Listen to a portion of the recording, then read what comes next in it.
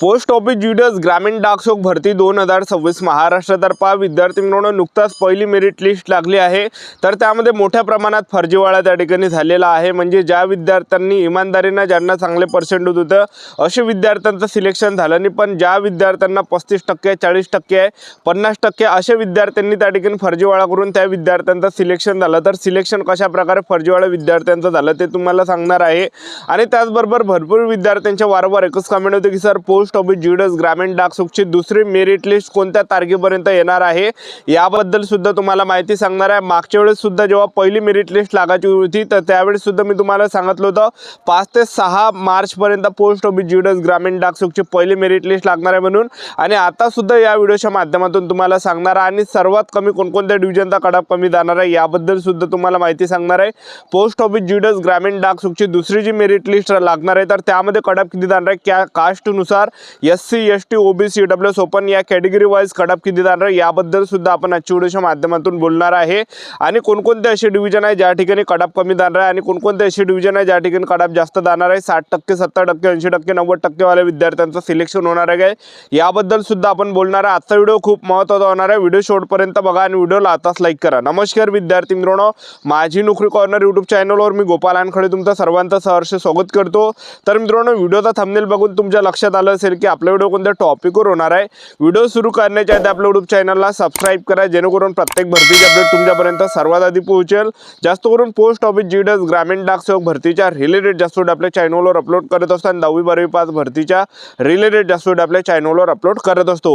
Video सुरू करण्याच्या अगोदर सर्वांना एक रिक्वेस्ट आहे, तुम्ही आपला व्हिडिओ कोणत्या जिल्ह्यातून पाहू राहिले नक्की कमेंट बॉक्समध्ये सांगा जेणेकरून मला सुद्धा अंदाज लागणार आहे की मुलांना 10वी मध्ये सरासरी किती पर्सेंटेज आहे। हा काही रेशो मला या ठिकाणी अंदाज येणार आहे, म्हणजे 80% 60% 70% 90% वाले किती विद्यार्थी, हा काही रेशो माझ्या लक्षात या ठिकाणी येणार आहे। तर पहा विद्यार्थी मित्रांनो, जे पहिली लिस्ट लागली आहे पोस्ट ऑफिस जीडीएस ग्रामीण डाकसेवकची त्यामध्ये ज्या विद्यार्थ्यांना इमानदारीने पर्सेंटेज होते 90% 91% अशा विद्यार्थ्यांचं सिलेक्शन झालं नाही आहे। तर आपल्याला डिमोटिवेट या ठिकाणी व्हायचं नाही आहे। जेव्हापासून पहिली मेरिट लिस्ट लागली तेव्हापासून मुलं या ठिकाणी डिमोटिवेट या ठिकाणी झालेले आहे। तर आपल्याला डिमोटिवेट या ठिकाणी व्हायचं नाही आहे, तर आपल्याला धीर या ठिकाणी धरायचा, संयम आपल्याला ठेवायचा आहे।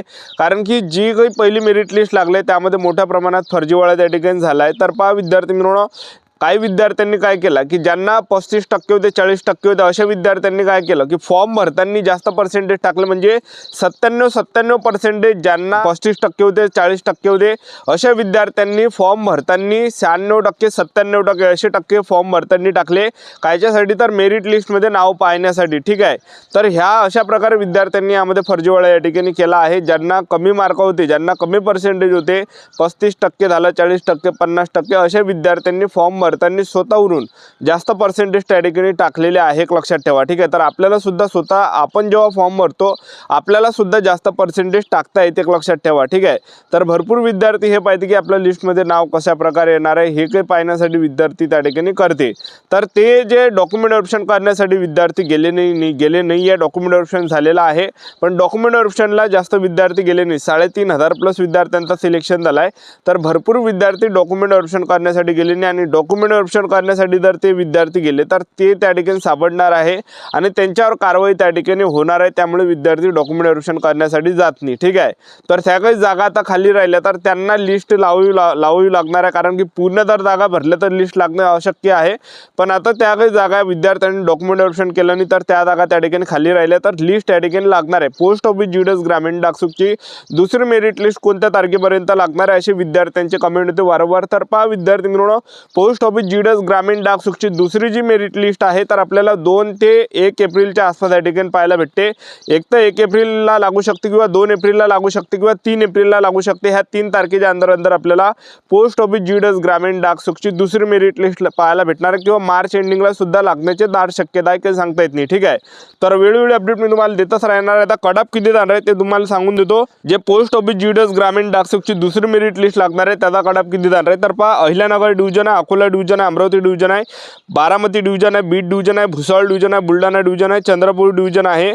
तर या डिव्हिजनचा जो कडापा आहे तर पहा तुम्ही जर या ठिकाणी जनरल कॅटेगरीचे असाल, UR कॅटेगरीचे, तर 85 ते 95च्या आसपास कडाप तुम्हाला पाहायला भेटणार आहे. OBC EWS कॅटेगरीचे असाल तर 80 ते 91-92च्या आसपास या ठिकाणी कडाप पाहायला भेटणार आहे. SC ST कॅटेगरीचे असाल तर 80 ते 91च्या आसपास कडाप पाहायला भेटणार आहे. ठीक आहे. आणि PWD कॅटेगरीचे असाल 70%, 80%, 90% पर्यंत कडाप पाहायला भेटणार आहे. तर 70% जाऊ शकतं, 80% जाऊ शकते.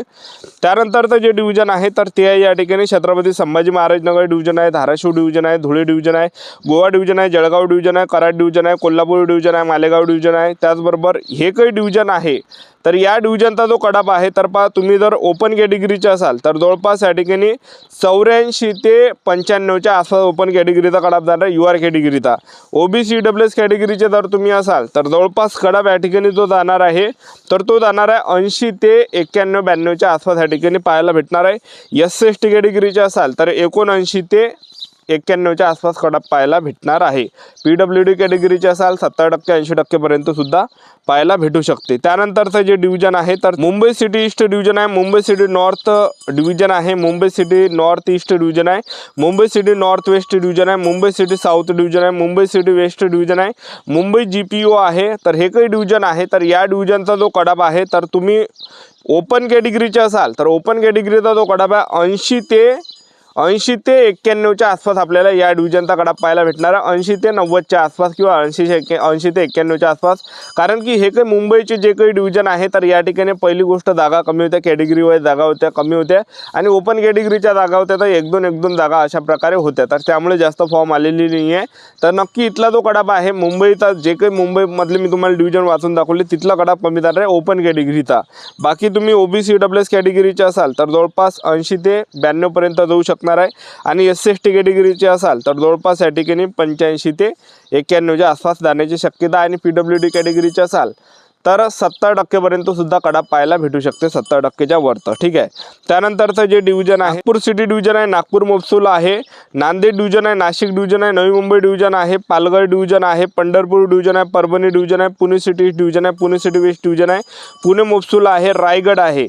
तर हे काही डिव्हिजन मी तुम्हाला वाचून दाखवले. तर या डिव्हिजनचा जो कडाप आहे तर पहा विद्यार्थी मित्रांनो तुम्ही जर ओपन कॅटेगरीचे असाल UR कॅटेगरीचे तर कडाप जो जाणार आहे हा 85 ते 95च्या आसपास पाहायला भेटणार आहे. OBC EWS कॅटेगरीचे असाल 80 ते 91 पर्यंत पाहायला भेटणार आहे. SC ST कॅटेगरीचे असाल तर 80 ते 90च्या आसपास पाहायला भेटणार आहे. PWD कॅटेगरीचे असाल तर जवळपास 70-75च्या आसपास पाहायला भेटणार आहे. त्यानंतरचं जे डिव्हिजन आहे तर पहा Raigad division, Ratnagiri division, RMS Miraj division, RMS Bhusawal division, Sangli division, Satara, Shrirampur, Sindhudurg, Solapur, Thane, Wardha व यवतमाळ. तर या काही डिव्हिजनचा जो कडाप आहे तर पहा तुम्ही जर या ठिकाणी UR कॅटेगरीचे असाल तर जवळपास 86 ते 94च्या आसपासपर्यंत पाहायला भेटणार आहे. आणि OBC EWS कॅटेगरीचे जर तुम्ही असाल तर इथला जो कडाप आहे हा आपल्याला 80 ते 92 पर्यंत पाहायला भेटणार आहे. आणि SC ST कॅटेगरीचे असाल तर 79 ते 91च्या आसपास कडाप पाहायला भेटणार आहे. PWD कॅटेगरीचे असाल 75-80 पर्यंत कडाप पाहायला भेटणार आहे. तर आपले YouTube चॅनल सबस्क्राईब करून ठेवा, वेळोवेळी अपडेट देता राहणार आहे. आजच्या दिवस थांबतो, भेटूया नेक्स्ट व्हिडिओमध्ये. जय हिंद.